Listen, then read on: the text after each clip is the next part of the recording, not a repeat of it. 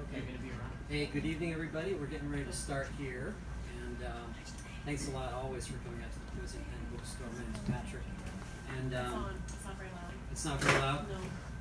Okay, I'll try to be louder. Well, luckily you don't have to listen to me for very long because Barbara's embarking on a month-long European trip tomorrow, and she's getting ready. And so you have a real treat tonight. Jenn McKinlay is here, celebrating her new book, and Paige Shelton has kindly decided to come in and help us out by interviewing Jenn. So please welcome our local hometown girls, Paige Shelton and Jenn McKinlay.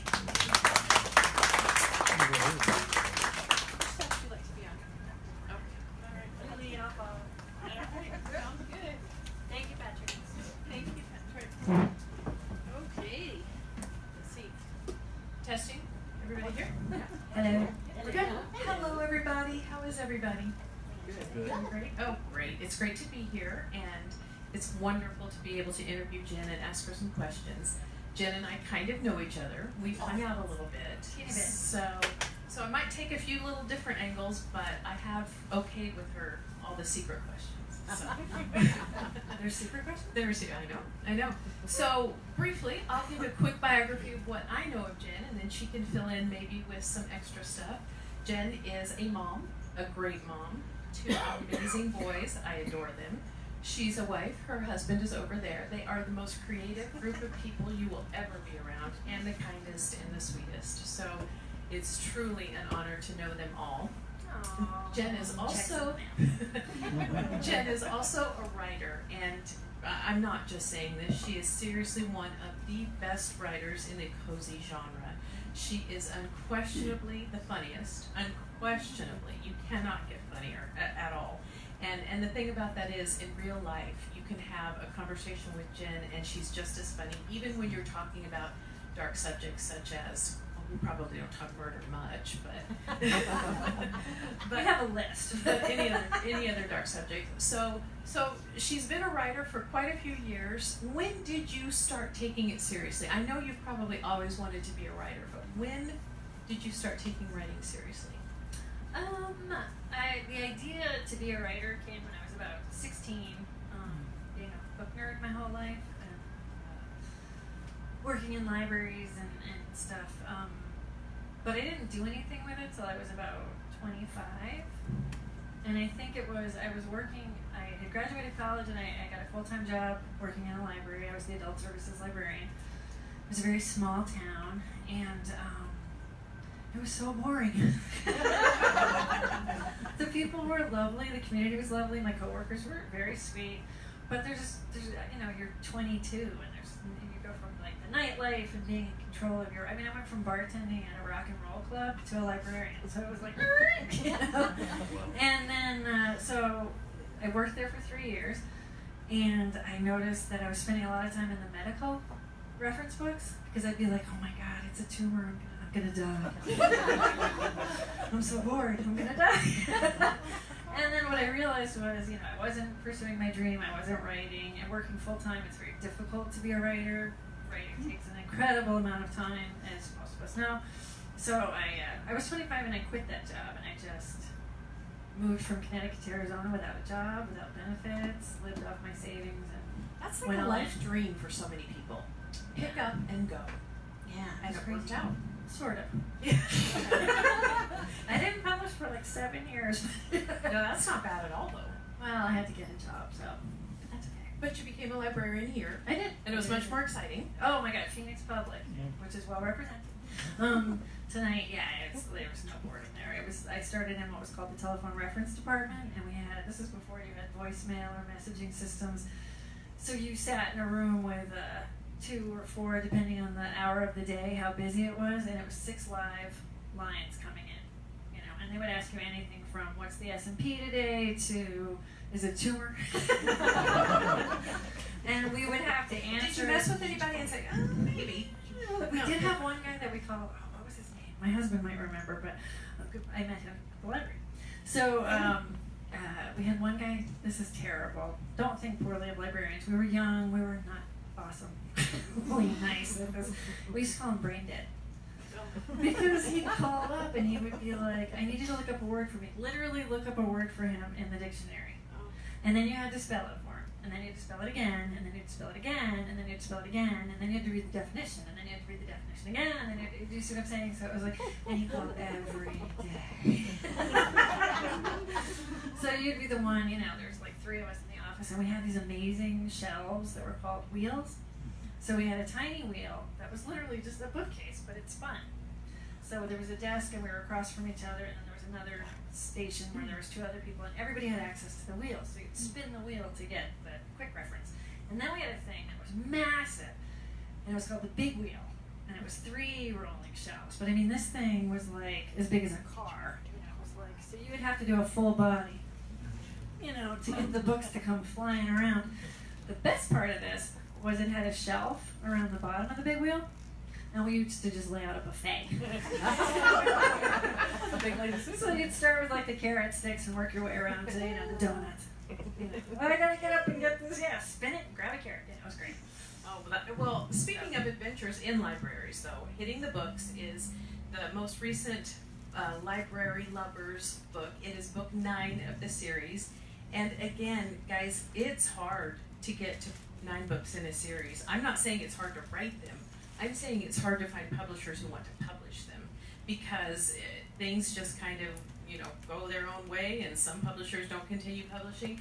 Jenn is still publishing that series. How many more are you contracted for with that particular? I just turned in the next one called A Word to the Wise. Okay, excellent. And so this is book number what for you? Ooh, I think it's number 38, and then I have 39 and 40 ready to come out. So those are written, but Amazing. and I'm writing book 41. I know, can you even? No, I can't. Well, you're up there. Paige is being very sweet. Like, you know, she's been incredibly. I almost watered up. But one of the nicest, kindest, funniest writers I know, who's brilliant and is going to be writing a thriller. Well, we'll see. We'll see how that goes. See how thrilling it is. But anyway, yes, it is. I'm sure it is. But you've written. But how many have you written? Because you're up there too. Not even 20. That's awesome. I know people who've written like 3. Oh, okay. And then they're calling it. So. Yeah. No, so not quite Double at your digits level. is amazing. Well, thank you. But talk about looking out the window of your library. Have you ever seen anything out the window of your library that caused you? I mean, there could be a reason I'm asking this question. A little bit. It might have a little something to do with the current book.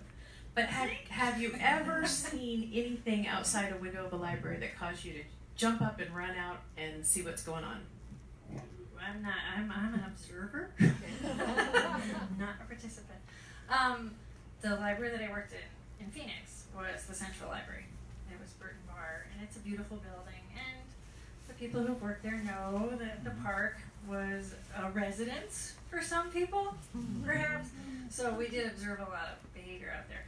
I think I didn't run out of the building, but I was doing a story time in the children's area, which is on the ground floor, and it had windows, and it had a ledge outside the windows, and there was a gentleman who took a nap without his pants on during story time. So it was one of those, let's move the puppet theater right in front of the dude. So yeah, I didn't run out there, but it does open up that yes, you can see things. And all kinds of stuff happened in the library. For instance, one time you were telling the story of somebody flossing their teeth with their hair. Yeah. So all kinds of crazy stuff can happen. Oh, we had so many. So many. Too many. Humanity. Too many. There was the thing with with libraries is you're free, you're open to everybody, so you get everybody. And to me, it's like I never minded the people who needed to come in and cool off, and I never minded the people who needed to get to a quiet place to just gather their thoughts.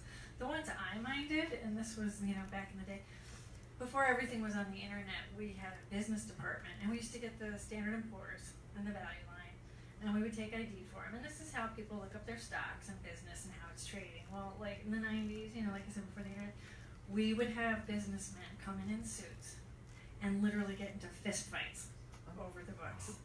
I minded them. You know what I mean? It's like those are to me, the rude ones were the ones that I just, if you are kind to me, I will do anything for you. If you're rude, what book would that be? Not that librarians do that. That's just me. No, not at all. Not at all. Your chapters always end at a very good cliffhangery point, so it really, you pull people into your next chapters. And you're very funny at the same time. And I know you outline, there's kind of a three-part question here. When you are outlining, how much of your, for instance, your chapter endings are you aware of, or is that a little more organic as you're writing it, first of all? That's a really good question. Thank you. She's very complimentary. I'm keeping her. All those dark days where I'm like, I'm terrible. Like, plug in Paige. Chapter endings, I think I learned as being a reader, and you are all readers, I'm assuming. I don't want you to go to sleep at the end. Do you know what I mean? At the end of the chapter, if the person's like, oh, that was nice, and then they put down, why would they ever pick it up again? So when I'm writing, I'm very aware that I want to keep you up. I want you to lose sleep. I want you to go to work tired. I want you to have OMC, which is one more chapter. One more chapter syndrome. I want you to curse me in the morning, then I know I've done my job. So it is very conscious, but it is organic in the sense that I never really know where the chapter's going to end. I kind of know what has to happen in a chapter, but I don't know when I'm writing it how exactly. And then a lot of times I'll write through what could be a cliffhanger, and then I'll realize, oh, no, go back, and then I cut it in half, and then I make it a cliffhanger. That makes sense. Do you laugh at yourself when you're writing? Constantly. I think my family thinks I'm having a fit. Do you think, let's see, this is probably not a fair question. So do you think you're funnier than your readers think you are? Or do you? Yeah, probably. Probably.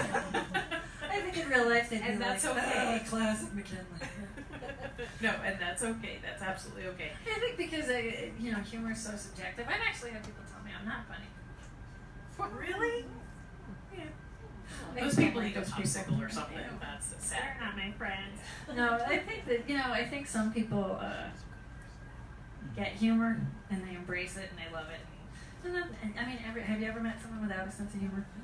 Yeah, some people just don't want to laugh. Well, I think like they're missing a puzzle piece or something. Because I always kind of look at them like, honestly, if I woke up and thought I wouldn't laugh, like within the first 15, 20 minutes, I don't think I'd get up. Do you know what I mean? Luckily, my house is overrun with critters and boys, and there's always something to laugh about, or, cry, or laugh through, you know what I mean? Yeah. Okay. So you just talked about a book you just turned in, or one that you are turning in. Is it the next library? Yeah, the next library one. Okay, so tell us about that one, and then the next cupcake as well. Okay. Your romance. Oh my gosh, your romance. Tell us everything. Just very demanding. Now I'm like, this is the class. I'm like, I always forget. What am I working on? Too much at once. Sorry. Melanie. Okay, we'll start there. Hitting the Books came out this week. That's why we're here. Yes. Check. Got it. And then the next book to come out is The Good Ones. That's the romance. January. That's good question. Okay. It's oh my god. Trouble. These two are trouble. You're Trouble in the house. You're looking at the Cracker Jack security team for the Burton Bar Central Library. Oh, that's my awesome. God. Dude, do me a favor. Look in the book and find the pages that they're in if you can. Oh yeah. Yes. We have to read it. We're gonna have a reading, which I never do. Oh, that's awesome. That's awesome. Yeah. So the romance is called The Good Ones, and it's set in a romance bookstore in North Carolina. Just why wouldn't it be? And then in April, It has a cowboy on the cover. I know. And a kid. Which, by the way, if you go on Facebook, I'm trying to name that cat because, okay. The book that comes out in February is actually got a kitten in it that's gray. That is the cat that we found, my family, who has ruined our life with joy for the last year. See all the scars, the wounds? Yeah, that's the kitten. King George. So I wanted to write him into the book, and finding him and all the stuff I learned about when you find a kitten that's a couple days old, how you have to teach it how to go to the bathroom and stuff. Good times. So I wanted to write it into the book. So I thought, no problem. They'll put a gray cat on the cover. He's orange. So now I am compelled to put an orange, just like a cute limit, because it bugs me. Like, because they said, could you change him to orange? And I'm like, no, that's King George. So anyway, that's publishing life. You have no say about your cover. Get used to it. And then in April, Dying for Devil's Food is the next Cupcake Bakery mystery. That's right. And I don't remember the plot. So. Oh, no, I do remember. Angie and Melva with their 15-year high school read. Oh, that's right. Yes. And someone dies. As usual. Yeah. And then A Word to the Wise is the next library one. So. Yay. A Word to the Wise next library next year at this time. Is that the same time of year? I think so. Okay. Not so good with dates. Okay. I probably should look that up though. I didn't look it up. Here's a question as a writer. How's your sense of time? Well, because mine is not good. if you want time to fly, get married. If you want time to really fly, have a child. If you want to not even notice time going from one year to the next, have writing deadlines. It just is insane. I can't keep up with it. I can't. It's like, part of the problem with being a writer is, it's hilarious. People are like, oh, Hitting the Books is out. Yay. And I'm like, did I wrote that? Because I have I'm over it. I turned that in a year ago. I'm on to the 4 other books. Thank you. Oh, you found it? Okay. Special guests in the house. Special guests in the house. And I don't have my glasses on, so this is going to be bad. Okay. Oh, do you have readers? They're so smudged. Now I look like a librarian. Now the librarian's in the house. Okay, small introduction. When I worked at the Burton Bar Central Library, we were talking a little bit about the stuff we'd see out the windows, the kind of people who were in there. This is a 5-story building. Each floor is the size of a football field, or is that just the top one? Or it's huge. It's massive. The naked guys outside the window? During story time, that was my answer. Oh yeah, no, they deal with the ones on the inside of the building. But when you're in a service desk, like I used to work in teen, which I would be by myself, and that's fine. I love teenagers now, because I don't work there. But you'd be alone, so crazy things can happen, and you need to have backup. Like you need to be able to hit the panic button or hit the guard 1 on the phone and know that people are going to come. And 2 people who are in here tonight are 2 of the guys that if they came running, I was so happy because they are just the best. I saw these 2 with 2 other security guys take down a guy who was having an episode, shall we say? And the 4 of them were riding this guy like a bronco to bring him to the ground. Like, I think this went viral on YouTube. It was crazy. Needless to say, these guys won. So anyway, for years I've been like, I gotta write down my buddies into the book. And I think Leo and I even talked, like, I should make them 2 dogs. Oh, that'd be hilarious. But then I thought, we worked in a city library together, but I write about a small town. So the only way I could really put them in, because in a small town library you don't have security generally, was to make them patrons. So here we go. So our main librarian is Lindsay Norris, and I don't even know what she's doing. I think she's walking around. But anyway, working at a small town public library with a limited budget, Lindsay and her co-workers had refined the art of stretching their spending, like squeezing pennies into copper wire.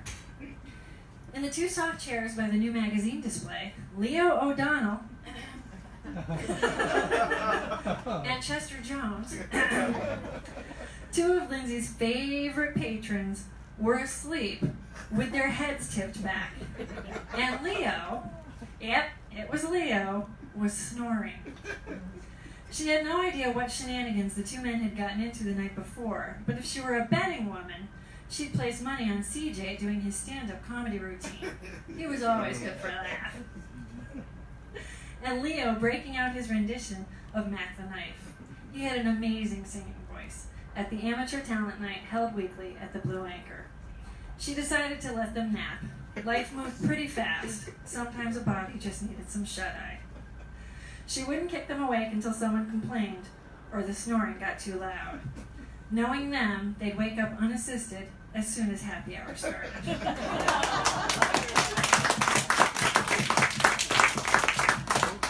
And the one thing I have to say about working at the library, there's several library people here. Your librarians, your library staff, your clerks, your pages, these are the best people that I have ever known in my life. Thank you. Yes. Great. That was very, very cool. Does anybody have any questions for Jenn? Anything? No? Or Paige. You can ask Paige anything. Doing you suffer from writer's block.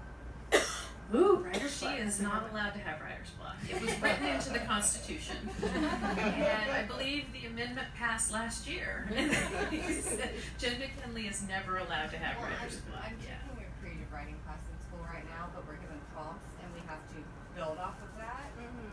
And it seems kind of counterproductive to be creative writing if you're given something you have to write about. Yeah, yeah, that's hard.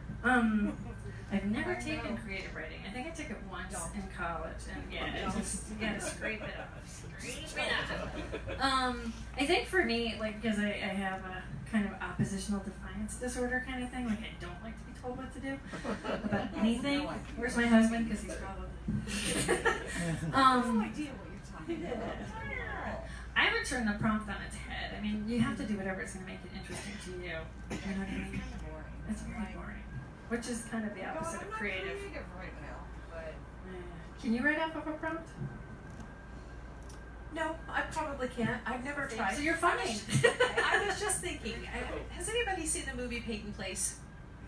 Okay, it's an older film, but okay, well, I did read the book, but I did see the movie years and years ago, and I remember, I guess she was considered the lead character, I don't know, the younger woman who went off to school, and then she comes home and then she says, it wasn't for me, I don't want to learn how to write, I want to write.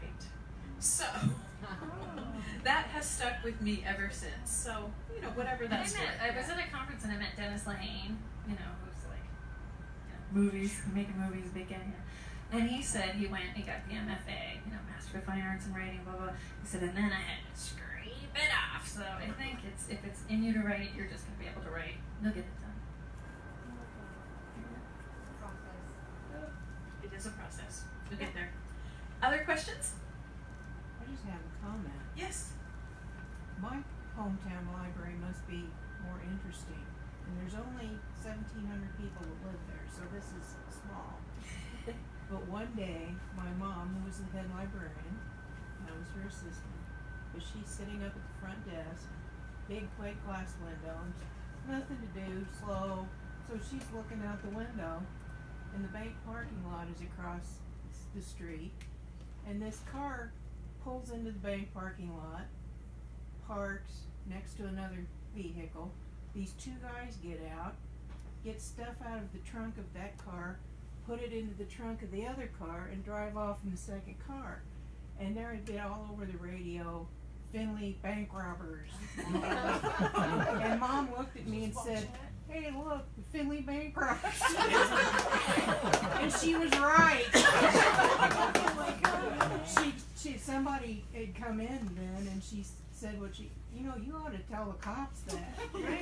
She did, and we had the FBI follow us home and everything. It was kind of fun. Oh, that's way So fun. small-time libraries can be fun. Yeah, see, mine was not that much fun. Lindsay discovered that small town libraries had a lot going on. They do, and that's the nice thing. I mean, for me, it's like, you know, people are like, well, you know, aren't you tired of killing people? Nope. But at 22 years as a public servant, I have just started. No, I think there was, for me, I think it was more like being in my 20s and being in a small town. It's, you know, it was harder, but everybody knows everybody, everybody's in everybody's business. That's what I like about, you know, writing a small town. And Phoenix really is a small town in its own way. Like, I'm always amazed at how, you know, this person knows that person via that person. It really, they call the valley, like, what is it, the smallest Midwest, or the biggest Midwestern town west of the something or other, I don't know. You know what I'm saying. But in the city of Phoenix, there's just always something happening. I mean, is Briarcrest It is a town. real place. I know the cupcake ones are set in Scottsdale. Yeah, the cupcake ones I say here, which I don't know if I would do that again, because the problem is people call you on your details. It's so true. Right? And, because you have a couple of real settings, don't you? It's the real cat problem that I have, but We're gonna have to talk about that. The Briar Creek setting in this is actually a town called Stony Creek, and it's in Connecticut, and it's near New Haven, so there's a lot that's similar. It does have what's called the Thimble Islands, which is about 100 islands. I mean, some of them are just really big rocks, but people really did put huge houses on them. It's crazy. Like it was like Newport, Rhode Island was kind of where the Vanderbilts and the Astors went. Well, they also went to this Thimble Islands, and they built massive Victorian houses on islands that really not super high. And then the hurricane of 1938 came and but there are still people who live out there, like the guy who used to draw I think the cartoon Doonesbury, is that? the one who's married to Jane Pollock. Yes. Oh. They lived out What there. is that? I can't think of his name, but I can't either. I can't think of his name. Yes, yes. That guy lived on those the islands that I call the Thumb Islands. Yeah, he lived out there. I haven't written him in yet. Be a good one. Yeah, lawsuit. So, and this is why I make stuff up, because I don't want anybody to be like, that didn't really happen. Cat, tell us your true cat story. Well, and I apologize if anybody in here has done this, but in my To Helvetica and Back, in one of my books, my cat is a calico. Well, everybody on the planet except me, this includes my he was 21 at the time, 21-year-old son, knew that it's very rare to have a male calico. I mean, the entire world knew this. I did not know this. Somehow I was paying attention to Brad and Angelina's Kids or something when that was being taught, because I totally missed that. So the first day the book comes out, I get an email chastising me about putting this in and not mentioning how rare it is. In fact, they said, it can't happen at all. But then I looked it up, and it's rare, and you really should have said something. And still to this day, when people review that book, well, we liked the book okay, but the editor's stupid because they didn't fix the cat, so we took some stars off for it. So apologies if any of you guys have done that. That's okay, I love you anyway. But I know, crazy, so it's hard. I know. Well, everybody but me. It's like, I get the stuff where like, Oh good. Because you put recipes in your books too, right? Yes. Yes. And we get that recipe didn't work for me, and then I look at it and I'm like, oh, I forgot to put in the baking soda. Sorry. No, the editors don't cook. I mean, editors don't cook, so they're whatever. Yeah. An editor once on all my recipes took out all the butter and put in unsalted butter. And I'm like, no, I like salt in my butter. Thank you. So I had to fix all of that. But anyway, question, I'm sorry. Okay, I've been a veterinarian for 30 years and I've seen 2 male calicos. Yes, but they do exist. They do Yes. exist. People should not hate me because I do that. I am convinced of that. I actually neutered him and then kind of Well, thank you for sharing. I appreciate that. Thank you. See, they shouldn't be mad at her because she neutered them. That's right. That's my job. And the orange cats are usually males, right? That's the other thing. You know, a friend of mine's daughter is at vet school up here over at Midwestern right now, and she told me that the tabbies are mostly male. Yes. Yeah. Okay. I didn't know that either, but now I do. So next time, I'm ready. Yeah. Other questions, anybody? Other comments? Other fun library stories? Any shenanigans? I want Paige to tell us what she's doing. Oh, I am working on a Scottish bookshop series and an Alaska thriller series. I've turned the first thriller into my agent. I'm waiting to hear back from her, and I'm terrified that she's going to hate it. So other than that, all is well. We're doing good. We'll be drinking later. Yeah, that's right. But Where? See, trouble. They're trouble. For the Alaska one, do you have a title yet? Thin Ice, Nice. which is actually a title that Jen and Kate Carlisle came up with. It used to be Murder on Ice, but now it's Thin Ice. But we'll see what they make it. We don't have any say, really. Bottom line, they decide. For Yeah, us. covers titles we get. Yeah. So Patrick gave me the high sign over there. Is it time to sign?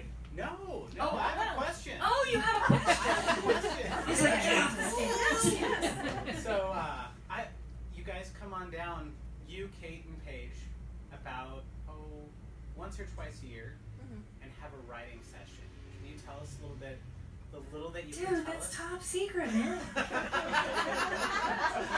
We go to the Valley Ho, we eat a lot. We get have you ever had the milkshake over at the Valley Ho? Their Like, it's dessert got like a of the pound month. cake on top of a milkshake. It's crazy. No, we drink, Kate drinks wine. We drink other things. We like to call Bloody Mary salad. Yeah. So yeah, we convene on the Valley Ho. They see us coming, and they don't lock the doors yet, so we're doing pretty good. But we spend we usually clock in Friday, and we Friday go to straight Sunday. through to Sunday. And it is real work, despite the fun that we do have. Yeah, the milkshake is like the carrot at the end of Yes. it. It 12 to is 13-hour day of writing, plotting non-stop. and some arguing because Kate's mean. She's not only mean, she knows what she's talking about. It's So so annoying. irritating. No, we love Kate. Kate is actually the one. When I wrote my first romance, because I'm not very good at romance, she and I were at ALA in San Francisco, and this is kind of where the plot group thing started. And then we looked at all the people that we knew, and we liked Paige, so we're like, we're gonna make her do it too.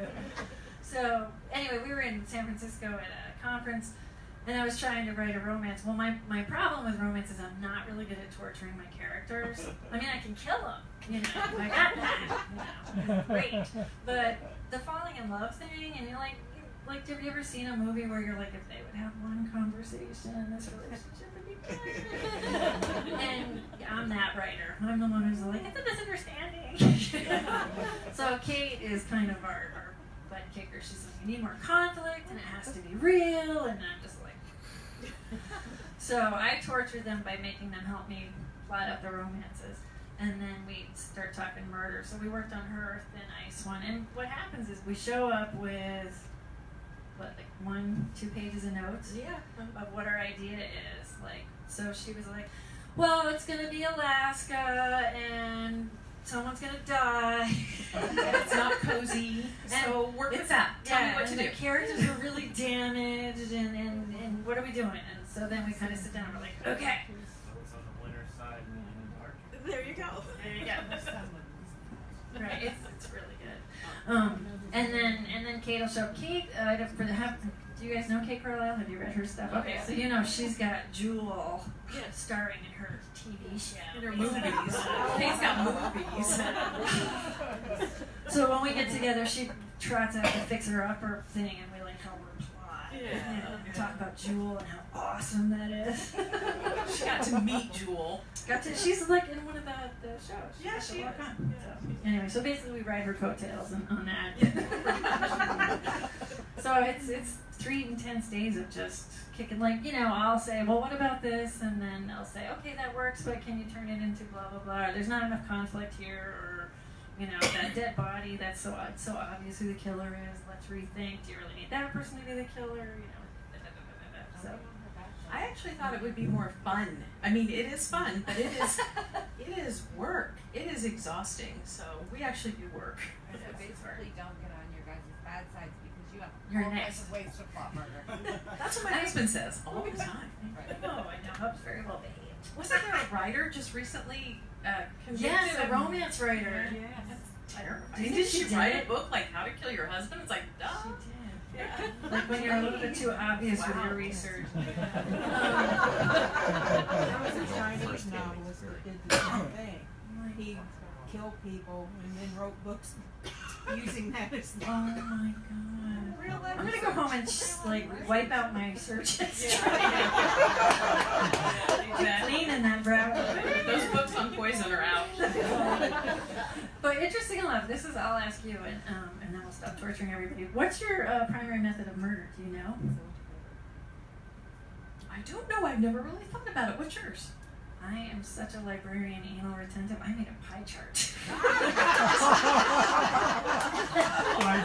so sad. It's so sad. This is what I do with my, like, the book's not writing itself. It's like, I'm going to go through all 40 books and figure out how I killed people. So, and it's a really pretty pie chart. I picked really complimentary colors. Martha Stewart would really be proud.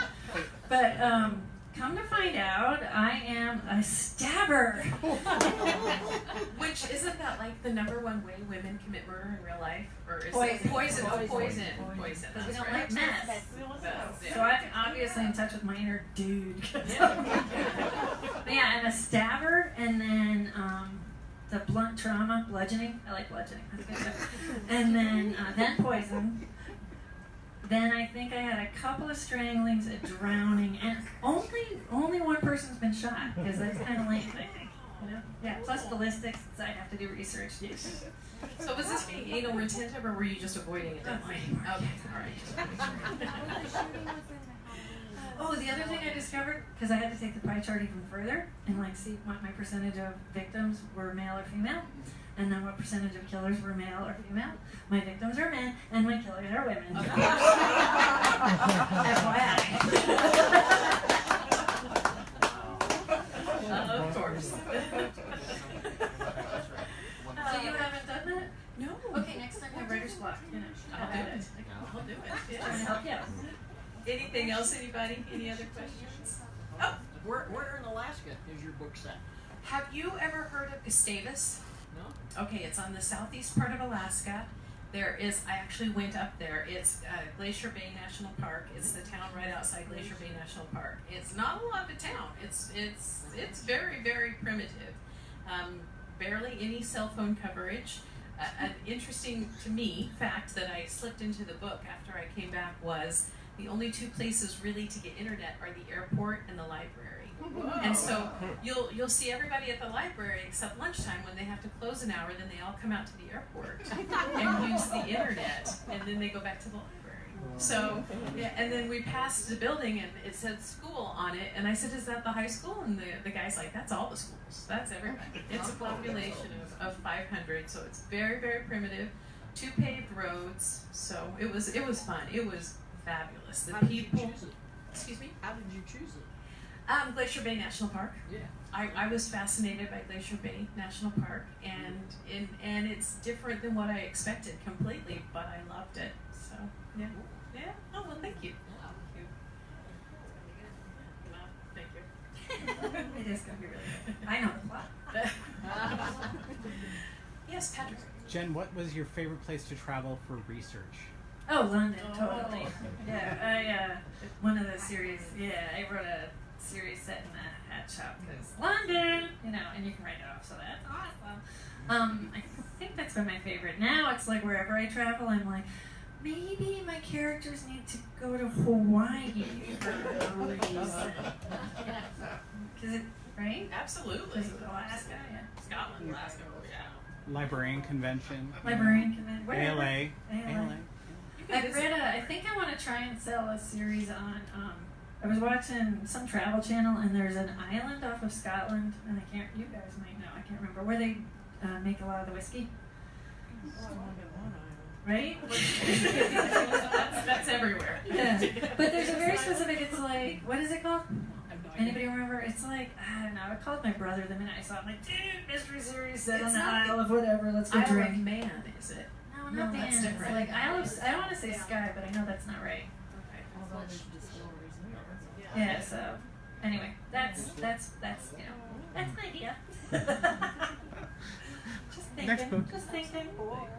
When you get up far enough north and there's, you see the road signs on the motorway, the whiskey trail. That's the trail I want to be on. The whiskey trail. I think when I was there, the guide was talking.